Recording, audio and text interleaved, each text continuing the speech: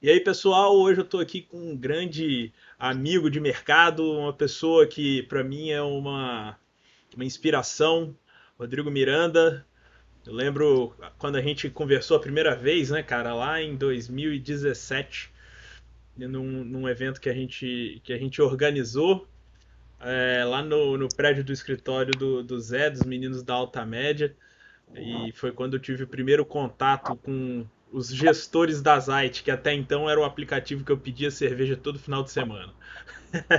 Seja bem-vindo aí ao Growth Diaries e pode fazer aí sua apresentação, falar quem é você, é, pode falar um pouquinho sobre o produto e aí a gente pode depois entrar nas perguntas. Legal. Bom, primeiro o prazer é meu estar aqui com você, Vitor. Porra, estamos quase desde o início da jornada aí que a gente se conhece. Sempre um prazer de a gente se encontrar, poder atualizar e comunicar também para quem quiser ouvir um pouquinho da nossa breve história aí. Então, começando, né? Eu sou natural de Guarapari. Eu não sou de Vitória originalmente. Eu morei em Guarapari até 17 anos. Fui para Vitória fazer faculdade 10 anos atrás e fiz engenharia ali na Federal do Espírito Santo, e que de certa forma é a origem de tudo isso que a gente tem vivido agora, porque foi dali. Obviamente sou engenheiro formado, não praticante, nunca nem busquei meu diploma lá, mas eu devo muito ali do que a gente fez, do que a gente construiu, eu devo muito à faculdade, principalmente porque é dali que saíram meus sócios. No último período da faculdade, né, contextualizando, como que você entra numa jornada maluca dessa, né, cara? Nunca é uma coisa.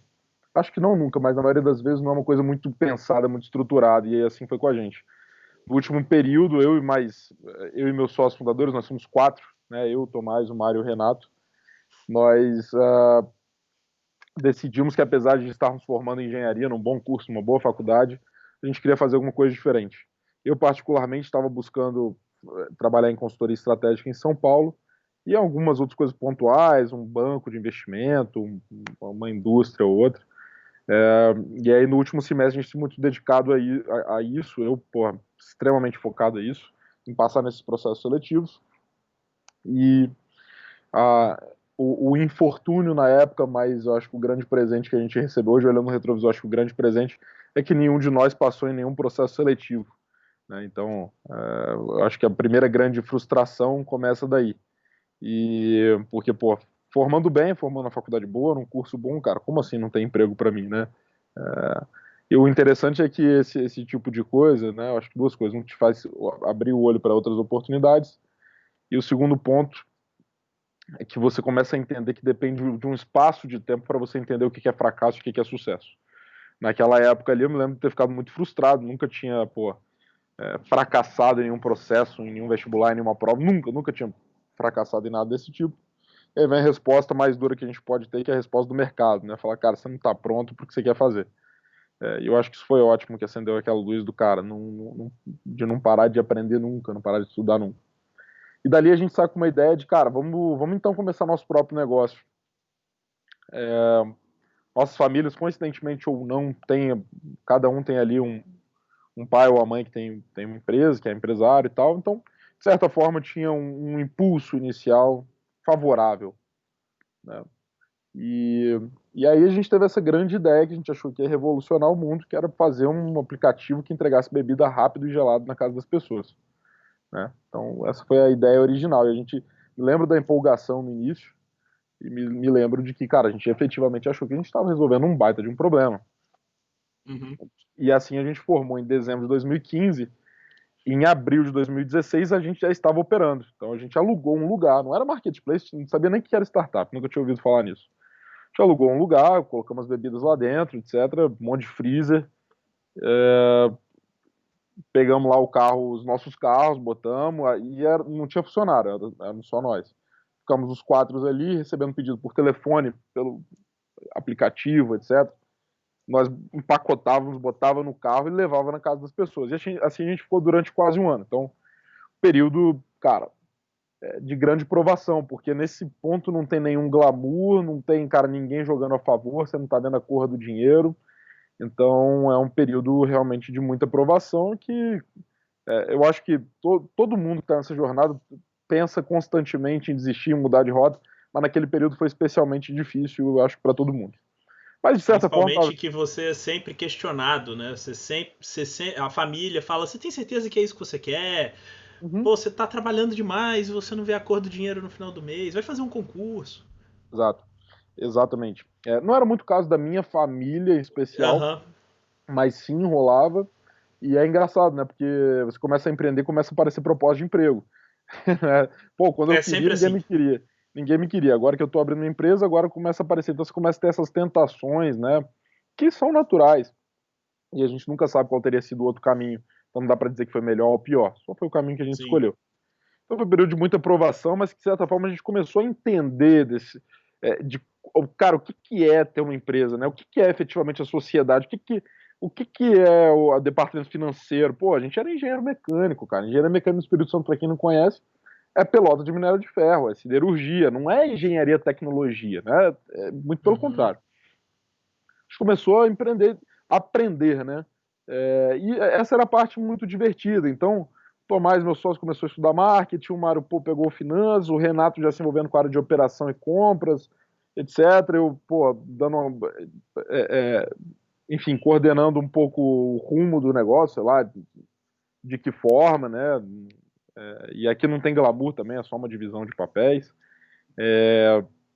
A gente começou a entender e aprender esse negócio. Caramba, pô, então isso aqui é uma DRE, né? Caramba, legal, pô, mas tem um fluxo de caixa. Cara, a gente teve o lucro, mas sumiu o dinheiro. Por quê? Pô, o que é o marketing? Tem uma história interessante que no primeiro dia a gente achou que ia ser um estouro. Porque, pô, quem não quer receber uma bebida em casa gelada a preço de supermercado? E então a gente ficou todo mundo, cada um no seu lugar, preparado para receber aquele caminhão de pedidos e já embalar e entregar rápido, etc. A gente ficou uma semana sem receber pedido. E o que tinha, o pouco que tinha, era de amigo e de família. Porque a gente não sabia que você tinha que, cara, adquirir o usuário, né? Então você começa a aprender, Uhum. caramba, então eu tenho que entender como é que eu adquiro esse negócio. A gente pensou em todo o produto, menos em como que a gente ia ter o mais importante, que era o cliente, né? Quem usa o produto, né? Exato. Então, cara, período muito interessante, de muito aprendizado. A gente olha com muito orgulho disso, mas com pouco saudosismo. A gente não costuma ter muita vontade de voltar para essa parte, mas sem dúvida o período que a gente mais aprendeu. E aí, no início de 2017, a gente começou, eu comecei era um pouco do meu papel, capitanear um pouco desse contato com outras pessoas, pessoas da área de Uhum. tecnologia que já estavam trilhando um caminho de sucesso, etc. E a gente começou a se deparar com um monte de pessoas que falavam uma linguagem muito diferente da nossa. Não, você tem que testar, errar é legal e tal. E você fala, cacete, cara, não é possível. O que esses caras estão falando? Como assim testar? Se eu errar, eu vou queimar minha marca, né? Pô, eu criei com tanto zelo minha marca, eu escolhi o nome, escolhi as cores e tal. Aí a gente começou a se deparar com isso. Não, cara, pô, me lembro de frases, né? Pô, a Wine não é uma empresa de vinhos, a Wine é uma empresa de tecnologia, porque a Wine, né, é uma das grandes referências que a gente tem no estado. E você fala, É. caraca, pô, é isso, cara, tem que ser uma empresa de tecnologia aplicada ao varejo, né? Você começa a mudar um pouco. E aí começam a deixar sonhar também, né? A galera fala, não, cara, pô, vocês gostam de trabalhar, bicho, se tiver uma ideia mais maneira, dá pra ter dinheiro de fora. Eu falo, que isso, cara? Quem que é além do meu pai que vai colocar dinheiro num negócio meu? Não, cara, tem um tal do investidor e tal. E você foi, caramba. Aí começaram a deixar a gente sonhar um pouco. E aí a gente começou a pensar qual que seria a evolução desse negócio das IT, né? A gente começou já a entender que não era delivery, não era bebida, era varejo. Pô, o que que é varejo? Um negócio que a gente nunca ouve falar, né? Antes da gente se formar e ir para o mercado, você não ouve falar em varejo. No final, tudo é varejo, né? Toda empresa acaba no varejo. Sim. Mas aí a gente começou a, caramba, o que que tem de legal aqui? E aí tínhamos duas ideias ali muito pulsantes na cabeça. Uma era como é que a gente faz o varejo físico do futuro e outra como é que faz o delivery do futuro. O varejo físico pra gente era, cara, disponibilidade 24 horas, não precisa ter funcionário na loja, a loja tem que ter os dados dos clientes, ou seja, replicar um modelo digital num ambiente físico. Coisa que na época era impensável, ninguém estava comentando sobre isso, não tinha Amazon Go, não tinha nada na época, né? Tinha alguns cases lá na China que a gente usou de benchmark depois, mas a gente, como eu falei, deixaram a gente sonhar de que dava para fazer essas doideiradas. Beleza, cara, é possível. E a outra ideia que era o delivery do futuro era, na época só tinha o iFood, né? Só tinha delivery de comida. E a gente era o revolucionário da parada entregando só bebida. Pô, por que a gente não entrega de tudo, né? Aí a gente já estava entendendo um pouquinho o conceito de pô, reduz o custo de aquisição porque tem maior oferta, aumenta o lifetime value porque o cara vai ter mais momentos para consumir com você e tal. Tava começando a entender um pouco desse negócio. Fazia super sentido fazer um marketplace, reduzir capital de giro, que a gente apanhava pra caramba, não precisa ter produto e Uhum. tal, blá, blá, blá. Então tinha essas duas ideias, era o varejo físico do futuro e o delivery do futuro. E aí a gente, cara, o que a gente vai tocar, né? E a gente naquela ânsia, né? Eu acho que depois que você abre a primeira empresa, você perde um pouco o medo, assim, né? E isso é até perigoso, porque foi efetivamente, acho que o passo mais arriscado que a gente deu em toda essa caminhada aí, cara. Foram abrir e tocar duas empresas ao mesmo tempo. A gente olhou ali na época e falou, cara, somos 4 fundadores, a gente se divide aqui e a gente toca esse negócio. Né? Então a Zite ficou com essa missão de criar o varejo físico do futuro, a loja do futuro, o mercado do futuro. E a gente criou uma spin-off que era Chip, um outro CNPJ, outros sócios investidores, outra composição, para ser esse marketplace de tudo, que hoje a gente tem outros modelos aqui. Engraçado que até hoje você não tem tantos, né? No Não. Brasil você tem 3 players de tudo, o iFood agora caminhando para entregar tudo também, mas ainda assim são poucos. Na época não É, tinha ninguém. que entregam tudo, a gente só tem Chip, Rappi e Uber Eats, né? É o Chip Rap e James. A Uber Eats não Ah, entrega tudo, né? O Uber Eats está começando no supermercado agora, fazendo alguns pilotos, é. Uhum. mas Essa última que você falou, eu não conheço. a, a James são inclusive amigos meus, são lá de Uhum. Curitiba, o Lucas, o Eduardo, foram adquiridos pelo GPA no início de 2018, se eu não me engano, ou início de 2019, por aí. Uhum. Então a gente com essas duas ideias, a gente começou a desenvolver esses dois negócios. Fizemos a primeira rodada de captação de recursos externos, ali em maio, junho de 2017, e dali desenvolvemos projetos. A Chip a gente lançou em 1º de novembro de 2017, 6 meses depois, e a Zite, a primeira loja em Vitória, que a gente construiu do zero, tanto loja quanto tecnologia, dia 6 de dezembro de 2017. E aí, dali pra frente, cara, 2018 foi aquele ano de rally mesmo, de contrato, expande. A Chip saiu de 0 para 1 milhão de faturamento. A Zite quintuplicou o faturamento da loja. A loja atingiu o break-even, começou a gerar resultado positivo. Então, 2018 foi efetivamente aquele trabalho insano, outras rodadas de captação e contratando gente. Saímos de uma equipe de, sei lá, 7, 8 pessoas para virar uma equipe de já 30, 35 Uhum. pessoas. Maior E foi um parte em ano. tecnologia, né? Cara, boa parte em tecnologia, boa parte no departamento comercial, tá? O departamento de vendas também da Chip ali sempre foi uma equipe robusta. A gente tem um viés de vendas muito forte, assim, né? Eu até brinco que a maioria das startups ela tem um foco muito forte em produto e às vezes esquece um pouco de vendas. Às vezes a gente até inverte, a gente tem um foco muito forte em vendas, às vezes a gente esquece um pouquinho do produto. A gente tem muito esse viés de, cara, botar para rodar, vender, validar Uhum. com emitindo nota fiscal, etc. Leva para o mercado e deixa que o produto que a gente tem, quem vai controlar o backlog de melhoria é o usuário, né? Exato, exato, exatamente. Então, sempre foram assim equipes, acho que as equipes mais representativas, né? A área de vendas, comercial, onboarding e after sales e a área de desenvolvimento, com certeza. Aí a gente entra em 2019 também, já, cara, Chip indo para 7, 8 cidades em 4 estados. A Zite abrindo a primeira loja aqui em São Paulo, né? Em março de 2019, a gente abriu a loja aqui no Itaim, em São Paulo, que é o grande, é o dia D da nossa vida, que a gente entrou já com a parceria com o Carrefour aqui em São Paulo, e aí saiu em Uhum. todos os jornais, mídias possíveis e imagináveis do Brasil e alguns de fora também. E aí, cara, isso faz explodir tanto a Zite e a Chip vem um pouco a reboque, né?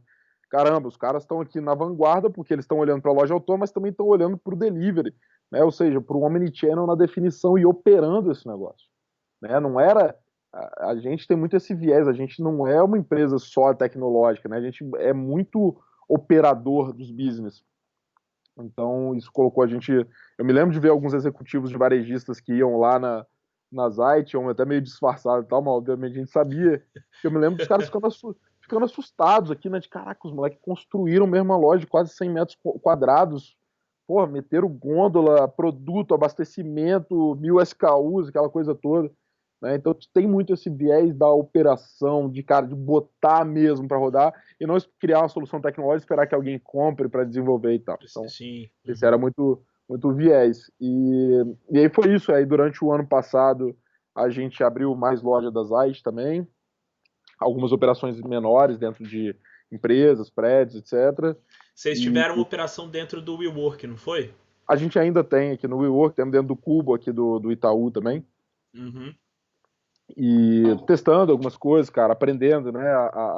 A Zite, ela é um mix de duas coisas muito complexas, o varejo e a tecnologia, né? Então você tem que ter isso muito bem arredondado. Se você não ficar, se você não ficar atento, você se perde no hype da tecnologia, ou seja, você vai na tecnologia pela tecnologia, mas você esquece que sua atividade fim é o varejo. A tecnologia ele tem que ser o meio para potencializar, para ganhar eficiência, reduzir custo, aumentar a venda, etc.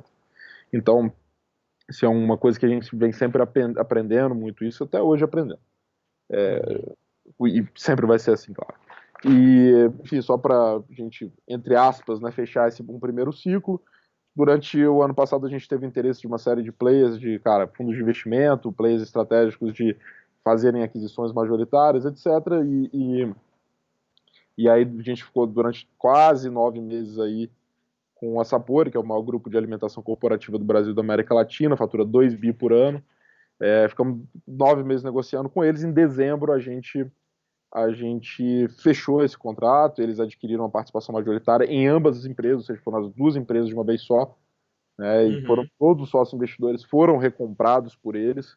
Então nós tínhamos 22 sócios investidores naquela altura, somando as duas empresas, e a Sapori fez a aquisição de todas as participações. Então foi uma negociação bastante longa, que pô, tinha 80, 90% da minha atenção ali. Então as empresas naturalmente elas perdem um pouco de velocidade durante esse processo, mas é um passo importante agora, ao passo que coloca a gente para olhar num longo prazo maior, mais num longo prazo, perdão, Uhum. porque você não depende mais de investidores, de novas rodadas, etc. É um viés que eu já vinha buscando há muito tempo de, cara, eu preciso Você tem focar em... fôlego, né? Agora É, você tem fôlego. Você pode ficar exato. tranquilo para trabalhar em fazer melhoria, É, produto, dominar tranquilo, market share. tranquilo a gente nunca fica, mas de certa forma você pode focar, né, na operação, na É. expansão Uhum. e num negócio que eu já queria fazer há algum tempo, que era, cara, desenvolver negócios mais sustentáveis, com os econômicos mais equilibrados, né? A gente viveu um hype de venture capital muito grande e isso ficava um pouco de lado. Então foi um movimento Uhum. muito importante para a gente, que aproxima a gente, eu particularmente, do Daniel Mendes, que é o fundador e presidente da Sapori, que é, cara, uma lenda, um dos caras mais visionários, se não mais visionário que eu já conheci. Traz um carimbo muito legal para as empresas, a gente começa a ser auditado, etc. Então traz uma série de benefícios para as empresas. E é esse o ponto que a gente está agora, né? Então, passando por essa crise agora, as empresas indo super bem, surfando nessa onda low touch, né? Ou seja, o delivery super em alta, mas as áreas também com varejo onde você não tem interferência humana, não tem interface humana. Então, indo super bem e a gente agora traçando já os próximos caminhos. A gente aprovou um plano de abrir mais algumas lojas até o final do ano agora. Essa semana a gente aprovou um plano para abrir mais algumas lojas até o final do ano. A Chip também estudando alguns movimentos de expansão.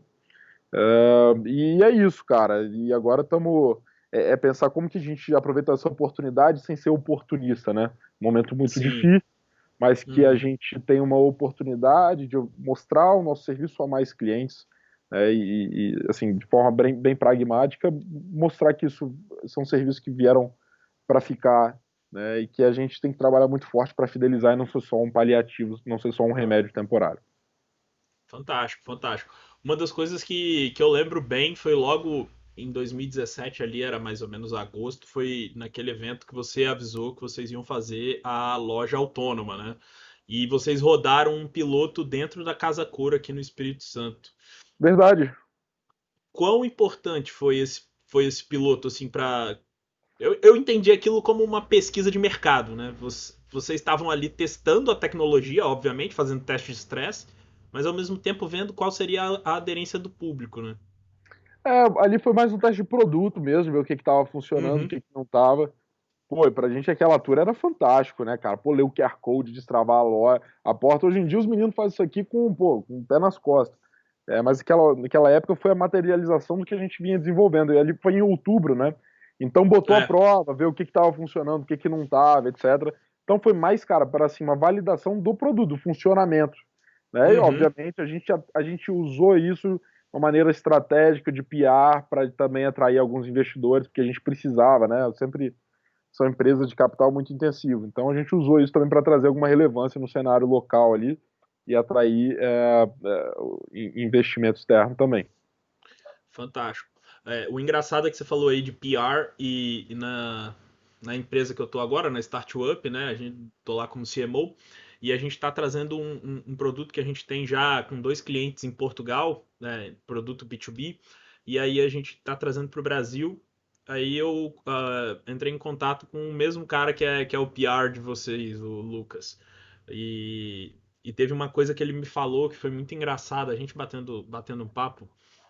E ele me falou uma coisa. Teve um case interessante da Zite, que foi assim: é uma das empresas mais inovadoras do Brasil em um determinado momento. Nem a Amazon Go estava pronta, digamos, né? E a galera em São Paulo não entendendo por que aquilo não estava em São Paulo, né? Ah, E vocês conseguiram trazer, por exemplo, o Mundo SA aqui, né, para fazer uma gravação, e a gente sabe que a Globo não viaja, a repórter da Globo não viaja. exato. É, como que foi a sensação, assim, quando você começou a ver que, cara, esse produto tem um mercado bom. Se eu entrar em São Paulo e for bem, eu tenho condição de dominar a América Latina. Eu me lembro assim, cara, quando a gente concebeu essa ideia, a gente falou, cara, vamos fazer. Eu me lembro da sensação de eu contando isso pros meus pais e ali a Zay estava para sentir um negócio assim, cara, por pior que seja esse negócio vai fazer um puta ruído, sacou? Porque é muito óbvio, mas é muito louco. Uhum. Eu lembro dessa sensação de falar, cara, se a gente lançar daqui a 6 meses, esse negócio vai fazer vai fazer um barulho. Mas foi muito interessante, cara, esse processo. Iam muito, não só mídia, mas muitos executivos de empresa que não saem do eixo Rio, São Paulo, no máximo Sul ali, né? Uhum. Indo para Vitória. 14, 15, eu me lembro de um episódio 14, 15 executivos de uma empresa multinacional muito famosa, que até abriu uma operação no Espírito Santo recentemente, dentro da loja, a loja abarrotada, porque a loja é pequenininha, né? A loja Aham. abarrotada dos executivos e tal, aquela coisa toda. Então isso era muito interessante, mas eu tinha ali alguns mentores, alguns conselheiros que pô, foram muito assertivos no sentido cara, instruir a gente a jogar abaixo do radar. Então, a gente, mesmo tendo uma publicidade forte, a gente ainda evitou muita coisa. A gente usava o PR em momentos específicos, em momentos importantes, de captação, de, cara, Uhum. atrair público regional, etc e tal. Mas nunca o PR pelo PR, que às vezes a gente acaba fazendo, né? Faz o PR para Sim. aparecer, normal, quem não gosta, pô, todo mundo gosta de aparecer ali no jornal, etc, normal. Uhum.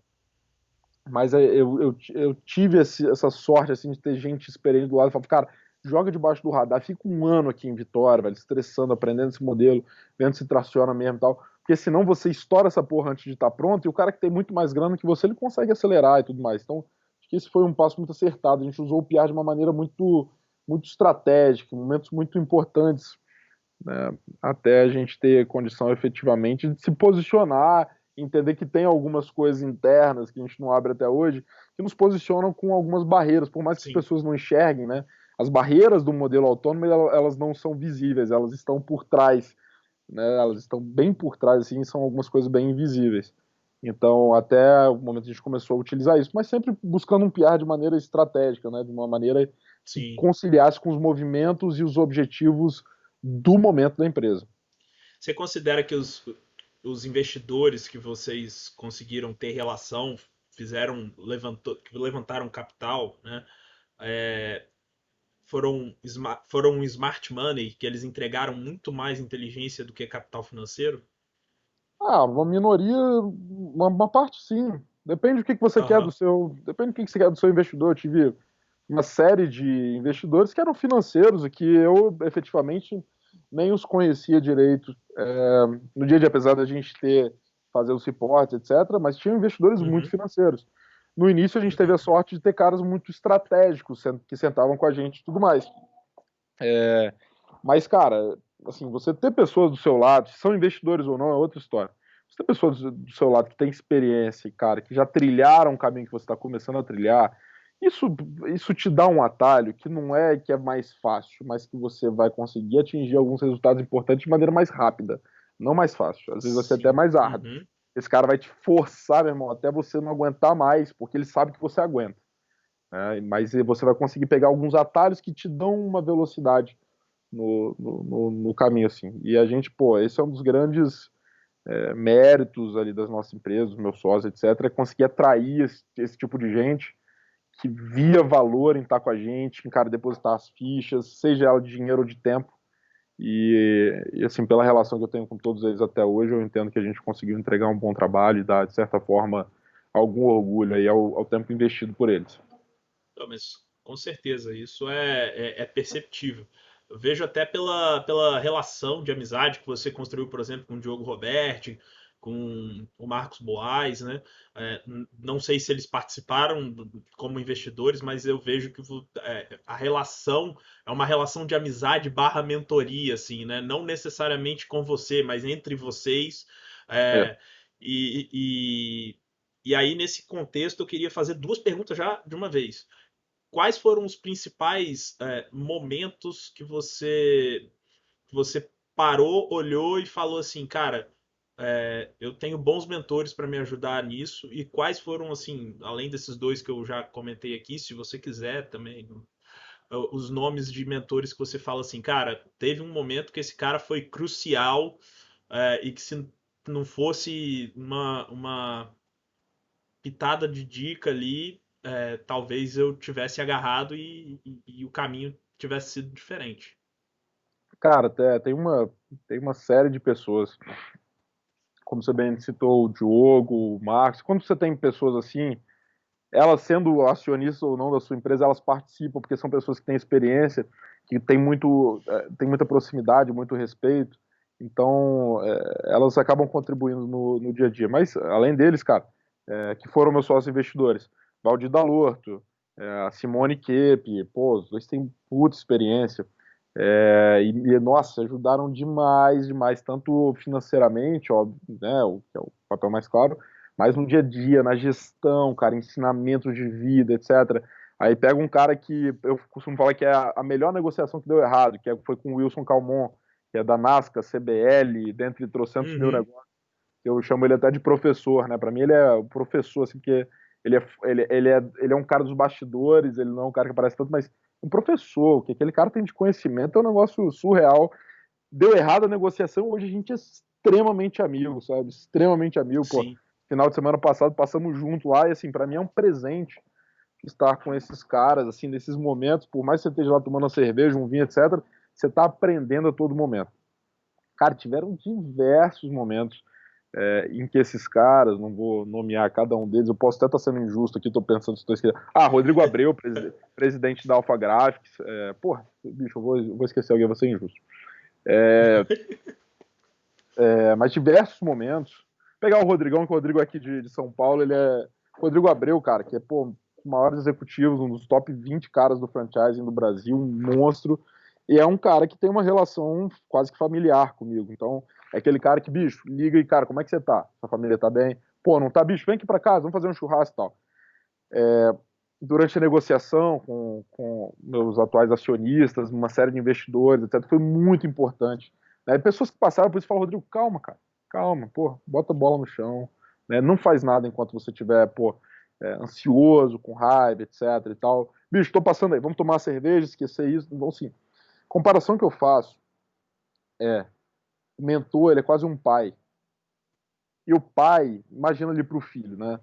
O pai, ele não vai aparecer para o filho só quando o filho está com problemas profissionais, problemas financeiros. Isso também o pai ajuda durante toda a vida. Mas o pai está presente ali, cara, para qualquer dificuldade que ele tenha, de ordem emocional, de ordem psicológica, de ordem, cara, de estar cansado, de estar estressado. Que é a hora que o filho fala, vou chutar o balde, o pai, pô, pega na mão e fala, filho, calma, pô, isso vai passar, respira um pouco, vamos trabalhar junto, vamos pô, pensar como é que a gente faz e Sim. tal. É muito mais parecido com um pai do que com um conselheiro. Às vezes as pessoas associam o mentor com um conselheiro. Conselheiro, advisor, eu tô trazendo para o âmbito mais profissional, o cara pago. Esse cara, ele Uhum. tá ali num trade-off de grana, essa coisa de resultado, o que é ótimo, é excelente. Mas o verdadeiro mentor, eu arrisco a dizer que é um cara que você não consegue pagar. Você não consegue pagar a hora do verdadeiro mentor, sabe? Você tem que ter uma relação de troca muito mais intensa, né? Muito mais familiar a relação do que efetivamente o dinheiro pelo dinheiro. Obviamente vive no mundo capitalista, cara, e a gente gosta de estar junto com pessoas onde a gente tem retorno. E eu entendo que todos eles, Uhum. cara, em algum momento eu dei algum retorno para eles, isso é ótimo, porque eles me deram um ensinamento infinito, isso não tem preço.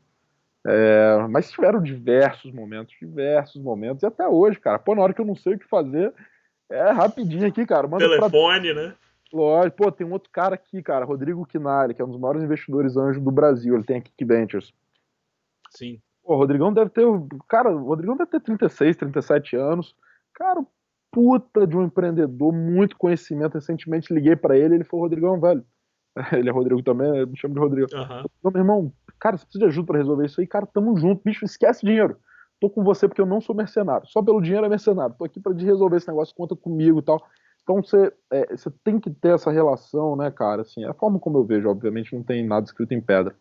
Mas é muito importante, cara, você ter esses caras, você não se sente sozinho, você tem conhecimento de quem já viveu. Não é o cara que leu, que tá na teoria, é o cara viveu, o cara consegue te adiantar os Sim. próximos passos. Isso é fenomenal. Isso é um dos grandes presentes e benefícios que a gente tem aí nas nossas empresas. É muito bom. Eu lembro que quando eu tive a Elemento, uma das coisas que em determinados momentos, assim, passei pela crise de 2014, aí depois reposicionando a empresa, e eu lembro que teve um momento que foi exatamente isso, assim, que eu olhava e falava, cara, tô me sentindo isolado, preciso conversar com alguém, preciso expor isso. E tiveram algumas pessoas ali pontuais que vieram por semelhança ali na minha relação do líderes e realmente você conversa, parece que a pessoa ela só fala um A, abriu clarificou um caminho absurdo para você e isso é realmente fantástico. Exatamente, é exatamente isso. Digão, em termos de economics da Zite e da Chip, qual foi o indicador principal que vocês olhavam e que falava assim, cara, estamos no caminho certo? Cara, a chip sempre com viés do GMV, né? Uhum, Que é o quanto você transaciona ali dentro da sua plataforma, né? Isso é um indicativo de market share, de percentual de mercado. Isso também está muito associado aos múltiplos de valuation, que era muito parte da estratégia inicial, né? Você precisa crescer a valuation, fazer captações, perder menos equity, etc. Então sempre foi o nosso principal indicador. Mais recentemente, inclusive numa carta que eu mandei para toda a empresa, cara, a gente colocando o EBITDA com o mesmo peso do GMV. É até interessante isso, né? Coisa da nova economia. Colocando, porra, e falando, cara, a gente vai discutir isso em toda reunião geral e tal. Então hoje todo mundo da empresa acessa GMV, bit da margem de contribuição e tal. A gente tem uma cultura muito forte, financista, assim, no bom sentido. uhum, No sentido de, cara, de gostar que todo mundo entenda os conceitos. No início das empresas eu dava aulinha de finanças lá para os estagiários e tal. Tenho muito orgulho de todo mundo lá conhecer bem assim os conceitos. Na Zite, assim, falando de macro, né, bem financeiro. Na Zite, uhum, receita bruta ali, e a gente, como tem um modelo marketplace na Zite também, que a gente serve como plataforma para outro player, então acabou que virando o GMV também. Mas as duas empresas, sempre a gente olhando muito para recorrência, lifetime value, olhando muito para custo de aquisição, para essas métricas que mostram a validação do produto, porque são produtos que a Chip já transcendeu mais isso, mas a Zite ainda próximo, chegando ali nessa barreira de, cara, de validação de produto, fazendo ajuste, etc. Então são métricas que, apesar de eventualmente o EBITDA estar negativo, dão um indicador para a gente de, cara, isso aqui está fazendo sentido ou não, o cliente está retornando ou não, o que ele está dizendo, etc. Gosto muito desses KPIs de resultado. De resultado. Então, o que eu uhum. estou querendo dizer? Pô, NPS, cara, legal, NPS é legal pra cacete, a gente faz nas duas empresas. Só que NPS é um meio. O cliente me fala que ele gostou, é um meio. Porque se ele gostou e ele não volta, para mim não adianta nada. Estou fazendo uma visão bem Sim, escrota aqui, tá? Bem escrota. mas é uma visão completamente racional. É tipo, eu entendo que NPS funciona muito quando você tem uma recorrência, quando você tem um contrato de recorrência com o seu cliente. Perfeito.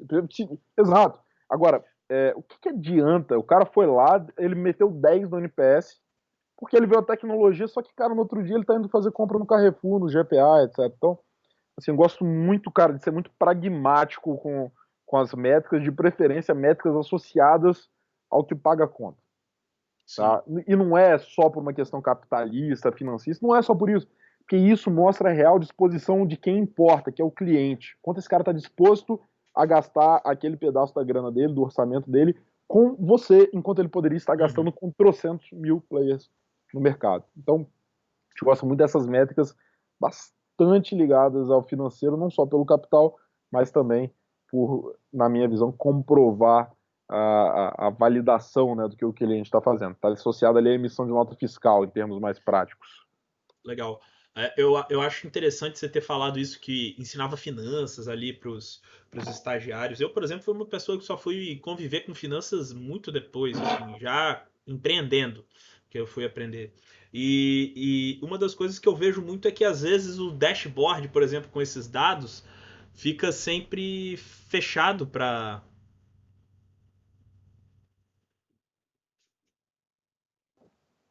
Opa, Oi? deu uma, deu uma travadinha. Tranquilo. Qual foi a última coisa que você ouviu? Finanças, você foi aprender quando você já estava empreendendo. Já estava empreendendo. E que eu vejo muitas empresas que ainda mantêm, por exemplo, esse EBITDA, seus dados financeiros, assim, ainda muito guardado a sete chaves só para os executivos, né? É, e eu acho muito massa quando tem uma situação dessa. Cara, a empresa inteira tem que saber disso, né? Porque é meio que todo mundo vira um guardião disso, né? Cara, hoje eu tendo a achar que sim, mas acho que em determinado momento foi importante. Tá? Cada empresa tem uma realidade, certo? Sim. Uhum. Cara, imagina, a gente começou, a gente tinha 23 anos. Então, pra gente, tudo já era estranho. Já é estranho você com 23 anos, você vê que tem 1 milhão na conta, tem 500 mil na conta. Já é estranho. Imagina ele tá entrando estagiário de 18, 19 anos. Cara, a cabeça dá um nó. Então, algumas coisas, elas levam um tempo a ser, né, a ser, assim, as pessoas, elas têm que ter um nível de maturidade interessante para saberem lidarem com algumas coisas, sabe? Pô, a empresa está Sim. dando prejuízo. Cara, o primeiro pensamento é, putz, a empresa vai quebrar. E meu emprego? Então, cara, até você difundir a cultura de, cara, por que a empresa está dando prejuízo durante 1, 2, 3 anos? Né? Então é uma construção que você vai fazendo. E aí a empresa mostra solidez, né? Mostra solidez, Uhum. não, cara, nós estamos 3 anos aqui nesse caminho, é assim que a gente faz, é assim que a gente se financia, tudo mais. Pô, a empresa começou a dar lucro, pô, por que não paga salário maior? Sabe, então, assim, são coisas bobas, mas que, cara, são presentes porque nós não somos preparados para sermos administradores, empreendedores, gestores. Então é natural. Então, cara, hoje, pô, a gente tem. Eu sou a pessoa mais júnior de todos os diretores da empresa, né? Todas as pessoas que em tese estão subordinadas a mim são muito mais experientes do que eu. Então, legal, você Uhum. consegue criar uma cultura, eles conseguem disseminar, né, o discurso, não só o discurso, mas assim, a verdade por trás disso tudo, né? Sim. Então, cara, levou um tempo para a empresa atingir a maturidade. E o que eu falo, eu comparo assim, a empresa com uma pessoa, né? O que funciona para um adulto, as verdades de um adulto, não necessariamente são as verdades que funcionam para uma criança. E a empresa, no estágio inicial, não necessariamente, cara, dá para você aplicar tudo que tem numa empresa tradicional. Pô, é só olhar aqui, vamos pegar o exemplo Sapori, 30 anos, receita recorrente, contratos, assim, 2 bi de faturamento. Cara, você olha os próximos anos com tranquilidade, se não vier um Covid no meio. Cara, a gente cresce aqui Uhum. 4, 5 anos. Vamos fazer um planejamento de 5 anos para ver onde é que a gente vai estar? Vamos, beleza. Pum, faz lá.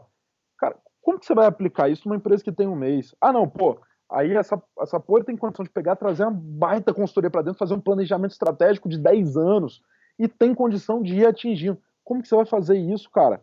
Numa empresa de 1 mês?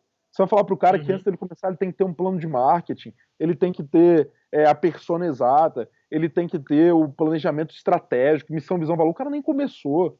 A cultura da empresa ela vai ser formada não é no primeiro cara, é nos primeiros 5, 8, 10 caras que vão ter ali, talvez mais. Então, as coisas que funcionam para o adulto não são as coisas que funcionam para uma criança.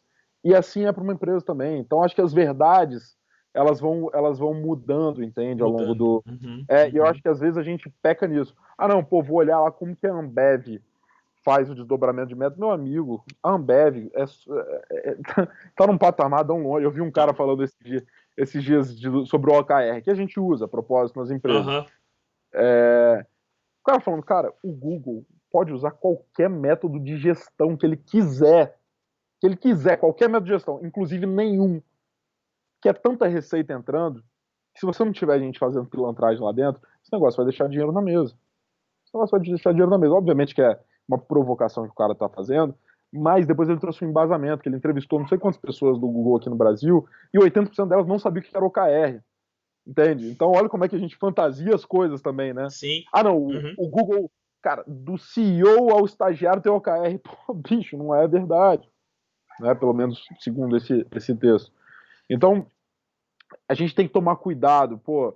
Se a criança quiser fazer a mesma coisa que o adulto faz, cara, ela pode se ferrar pra caramba, né? Pô, vou começar a beber, vou começar a dormir tarde, acordar cedo, etc. Vou começar a trabalhar 12 horas por dia. Cara, calma, né? Tem maturidade, tem um desenvolvimento associado a cada política que você vai implementar, a cada ação, a cada É isso aí. estratégia. É isso aí. É, qual case que você, se você tem conhecimento, se vem algum na cabeça, o case mais inusitado que você sabe que ou a Zite ou a Chip resolveu para alguém? Putz, cara, tem alguns. Caraca, a chip que tem uns que são bem legais. São bem legais. Só que, como eu perdi um pouco o track, né, da operação, mas eu lembro de várias coisas. Assim, eu lembro de um pedido de uma mulher que ela colocou para comprar um. Eu acho divertido a forma como ela colocou. Comprar um ventilador de mesa nas Casas Bahia. E a descrição era: comprar um ventilador de mesa, entre parênteses, o mais barato que tiver. Né? Olha como. O que eu acho legal disso, cara? A gente, quando a gente vai pensar na plataforma, a gente quer colocar todas as características do produto, certo? Uhum. É tal marca, é tal produto, o preço é tanto, tal, não sei o quê. Mas olha o raciocínio primário da pessoa. Cara, eu quero um ventilador mais barato. Entende? O raciocínio primário, e às vezes a gente não captura o raciocínio primário. Né? Ou seja, Aham. como que a gente traduz isso, entendendo o perfil dos clientes, para o cara poder falar assim: eu quero a melhor pizza da região. A melhor pizza para você é diferente da melhor pizza para mim. Fato. Entende? Então, como que a gente vai traduzir? E no futuro eu acho que a gente vai ter, no futuro próximo, você vai digitar, cara, eu quero a melhor. Pô, cheguei em Cuiabá, quero a melhor pizza da região. Isso vai entender quem eu sou e tal. Mas a Chip tem, cara, tem vários cases legais de mandar acordar a gente, usar o entregador para ela mandar acordar, interfonar.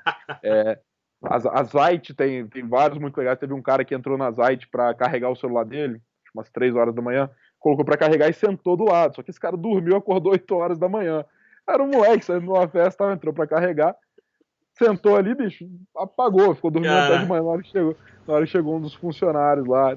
Tem, por ser um negócio 24 horas, é muito versátil, né? Onde a gente dá Uhum. muita liberdade, assim, sempre acontece esses cases inusitados. Cada um. Cara, eu falo que eu uso muito a Chip, principalmente o concierge. Já me salvou a vida algumas vezes. Já comprei livro, já comprei sapato, porque eu precisava ir para um casamento, meu sapato quebrou antes de ir, eu pedi pela Chip enquanto eu me arrumava. Cara, já fiz algumas coisas assim inusitadas também e é um produto que eu gosto muito. E aí, agora, entrando num assunto aí que é a polêmica mais recente, né? Cara, como que você enxerga e qual a sua opinião, né, sobre esse movimento que break dos apps, né, dos entregadores, de uma pequena parte dos entregadores, porque com o Covid. E aí eu também queria ouvir um pouquinho das ações que vocês tomaram. Pode até botar cronologicamente, né? Falar do Covid e depois falar disso. Cara, pro Covid a gente percebeu que ia ter um aumento de demanda já no primeiro e segundo dia, a gente achou que ia dobrar o negócio, quadruplicou. Então, as primeiras medidas foram mais de, cara, preparar o sistema para não ter nenhum problema. Né? Então, foi um trabalho intenso ali de desenvolvimento de infra. As equipes também de atendimento aos lojistas. Cara, a parte financeira também, porque muitos deles começaram a demandar antecipação de recebíveis, então a gente precisou estruturar um produto em cima disso. Então, foi muito como a gente fazer todo mundo conseguir sobreviver, né, cara? Eu não gosto de glamourizar nesse sentido, porque a realidade muito triste. Você vê lá o cara que Sim, melhor está performando, ele está fazendo 50% que ele vendia no presencial. Então, a gente tem que tomar cuidado para não glamorizar. O primeiro sim. passo nosso foi, cara, como é que a gente faz para todo mundo ficar de pé, inclusive o sistema, porque com tanto de gente começou a entrar, cara, é muito louco, é um movimento muito brusco. Com relação, cara, ao break dos apps, eu vejo de uma forma assim, inclusive recebi um monte de coisa ontem, pô, um monte de gente mandando, que absurdo e tal. Cara, acho que pra gente que tá aqui sentado, pô, dentro de casa, computador, é muito trivial nós falarmos, pô, o mercado regula, quem não quer vai trabalhar em outra coisa, etc. Acho que sempre que a gente vê uma coisa que é muito fácil de ser dita ou de ser feita, né, a gente tem que questionar. O meu questionamento não saiu muita resposta, não, mas eu acho que o mais importante hoje é a gente ter perguntas, não necessariamente as respostas, né? As perguntas, cara, cara, vamos ouvir o pessoal, vamos. Cara, eles não são Uhum. empregados, eles não têm obrigação de estarem correndo, eles são usuários do aplicativo. Então, assim como entregadores pararam de correr, tiveram clientes que pararam de pedir também, e ok, isso está no direito de cada um. Teve restaurante que É do também não jogo, né? abriu, totalmente do jogo, totalmente do jogo. Ninguém tem a obrigação de entender os econômicos da Chip, do iFood, da Rappi, se dá prejuízo, se não dá, cara, é uma outra discussão. Os caras entenderam que tinha uma forma deles reivindicarem uma outra coisa, mostrar a relevância deles. Ok, a gente traz um dever de casa, como que a gente consegue fazer isso, né? E a gente começa a avaliar essas coisas. Elasticidade de preço, pô, se a gente paga mais, não tem mágica. A gente tem que cobrar um pouco a mais, isso reduz a demanda, deixar alguns deles sem correr. Então, assim, cara, tem uma lei básica que é que se você tentar agradar todo mundo, você não agrada ninguém, certo? Então, aí nesse ponto, né, aí de uma maneira mais pragmática, o negócio eles têm que conseguir ficar de pé, têm que atingir um equilíbrio, certo? Acreditando que nós vivemos num mercado que tem algum nível de autorregulação bastante razoável, né? O Brasil é um país que tem, por mais que em alguns momentos pareça que não, mas na maioria das vezes tem um mercado que consegue se autorregular. A gente equilibra, né? Demanda e oferta, pô, tem as tarifas dinâmicas, etc. Então a gente fez um dever de olhar para cá e falar, cara, nós temos convicção, nós estamos fazendo uma coisa fair, sabe? Nós estamos Uhum, fazendo uhum. uma coisa equilibrada e que tem atendido bem. Nós temos nossas campanhas, cara, sociais, nós temos vários momentos, cara, de apoio a microempreendedores, ações com os entregadores. Estamos apoiando uma outra ação agora, também para os entregadores. Para as pessoas que precisam pedir em casa, que são um grupo de risco, né, que a gente não cobra taxa de entrega, etc. Então, eu acho que, cara, parte muito assim de, cara, quais são os seus valores, entende? E os nossos valores, Massa, pô, eu tenho concordo. convicção de que a gente está sendo muito equilibrado, muito fé. Mas, uma outra coisa que eu aprendi, cara, é que uma mesma história, ela tem infinitos pontos de vista, entende? Isso é muito louco, Vitor. Uma vez, cara, muito rapidinho assim, eu ouvi o empreendedor e o investidor, os dois eram meus amigos, eles tinham brigado, entre aspas. Os dois me Uhum. contaram a mesma história e os dois tinham opiniões totalmente divergentes. Eles me contaram a mesma história. O ponto de vista deles era diferente. Cara, eles me contaram exatamente a mesma história, só que os dois tinham um discurso que dava embasamento para a visão deles de um estar insatisfeito com o outro. Cara, isso é uma das maiores lições que eu tive. Eu falei, cara, a mesma história, ela traz pontos de vista diferentes. E seria muito egoísta nosso, pô, querer minimizar, querer, cara, de certa forma, menosprezar o que os caras estão fazendo. Acho que estão total no direito, cara. E isso só reforça como que é um modelo livre, né, onde eles podem Sim. parar de correr. Nenhum deles foi bloqueado porque fez isso ontem. Hoje, Uhum. quem tentou correr, correu.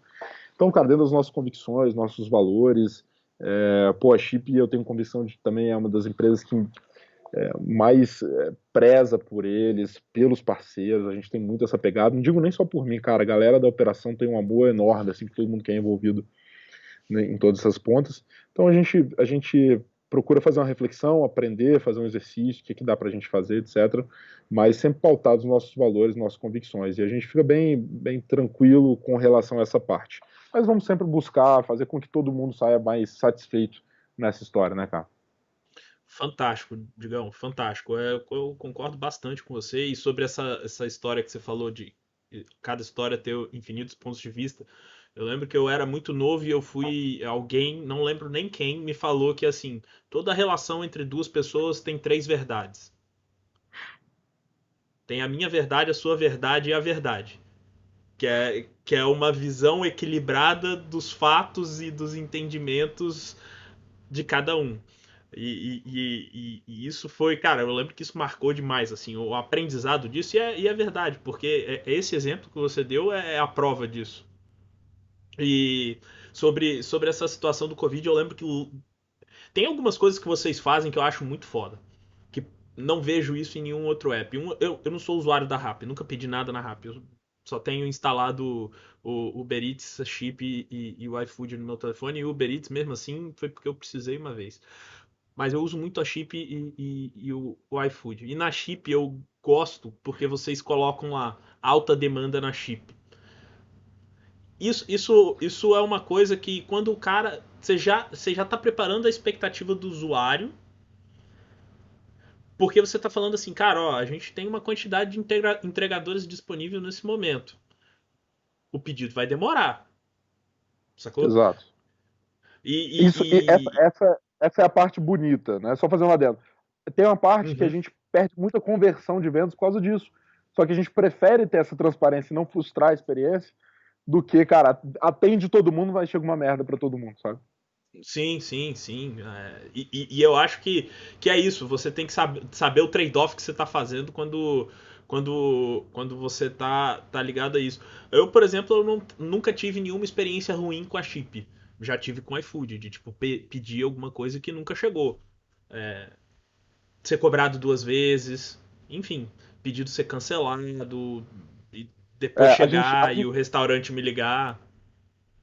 a gente tem um diferencial, cara, que parece bobo, mas que é um diferencial. A gente, hoje, nós somos o único aplicativo que tem equipe de atendimento 24 horas no chat, com tempo de resposta, primeira resposta em 1 minuto, para qualquer cliente. Você não precisa ser Prime, você não precisa ser Gold, você não... Cara, para qualquer cliente. Então, por mais que a operação de delivery ela é muito crítica, você tem que fazer o entregador, o restaurante e o cliente eles atuarem num balé muito bonito, né? Uhum. Ou seja, você tem uma chance de falha muito grande, né? É uma operação muito crítica. Então você tem que estar preparado quando você falha para você ser fair com o cara também, né? Você fala, cara, pô, vou te ajudar, calma lá, vou mandar outro lanche, etc. E isso é importante, né, cara? Eu gosto muito da frase que diz que satisfação não paga dívida, mas amortiza, né? Então, pô, o que que custa? Você Muito fala, boa. cara, deu problema. Assim, cara, fizemos o nosso máximo para não dar problema, aconteceu, o entregador teve um problema, o restaurante demorou, Uhum. mas estamos aqui presentes para a gente corrigir isso da melhor forma possível.